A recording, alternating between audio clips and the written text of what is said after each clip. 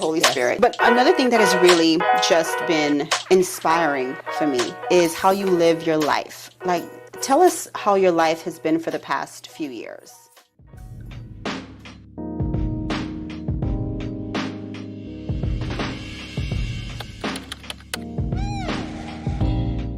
Well, for about 10 years, since James passed away, I think is when I kind of started on this journey. So for the last 10 years, I would say, it's been a journey of reaching for a deeper faith, growing in my faith walk, growing in my relationship with Jesus, and that's been my priority. I put that up on number one, and then besides that, I had a lot of other things I need to work on, because the last few years that I was with James, he was very sick, so most of my time was consumed with either working or caring for him, so I hadn't done a lot of self-work for a while, and I was in need, very much in need. So I concentrated on my walk with Jesus. I found a church, making those kind of connections and growing a church family.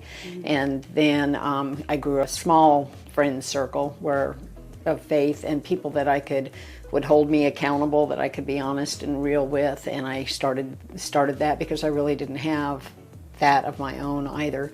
And then I'm diabetic, so I went on a health journey, and I wanted to do everything in my power to get healthy. I needed to lose weight. I needed to change my eating habits. I met with a nutritionist, so I started on that health journey. So it was like a spiritual journey happening and a health journey. And the company I work for, I was growing a work family there too and making connections there too. And I love animals. I'm an absolute avid dog lover. Animals of all kind, but I have a special place in my heart for shelter dogs. So he showed me where I could volunteer. I couldn't have a dog because I have a little apartment, and my life just isn't really conducive to having a pet right now, or a dog anyway. They require more than I'm able to give. Yes.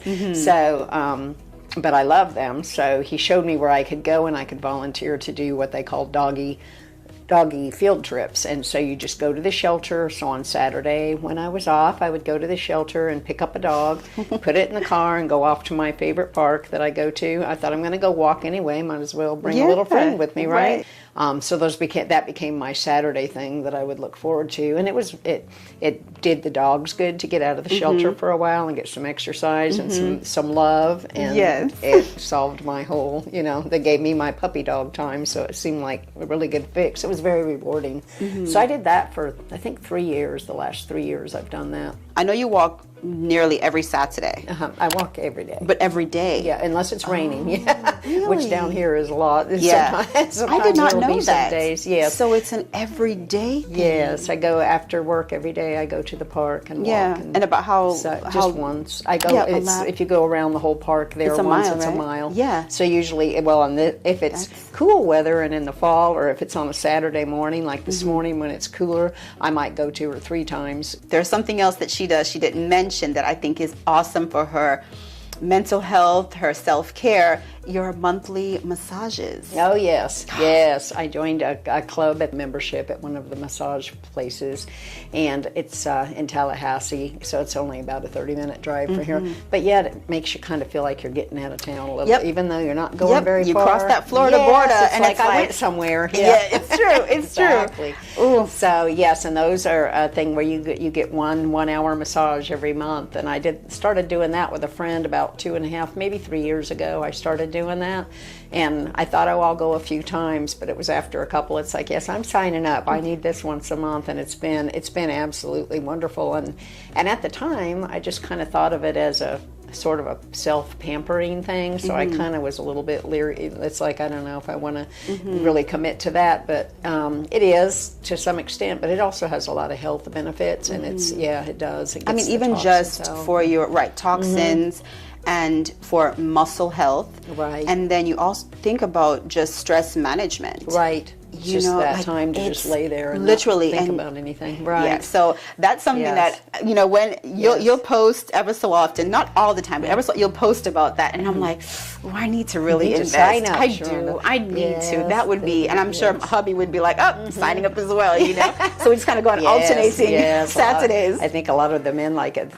some of the people I work with, mostly men, they love to go, I think, as much as I do. Yeah, I mean, it's not men a need to be lady thing, pampered too. so- Men need to be pampered. Right. All right. So, ladies, if you're looking for a way to pamper your hubby, sign him up for a massage. Yes. If you can't commit to the membership, at least, once or so, I'm sure he would prefer if you do it. All right. Because, yes, we all know grown lady chats. Okay.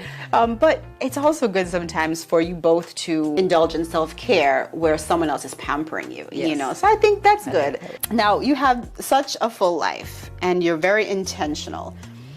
But did you, or at what point did you start to feel like a longing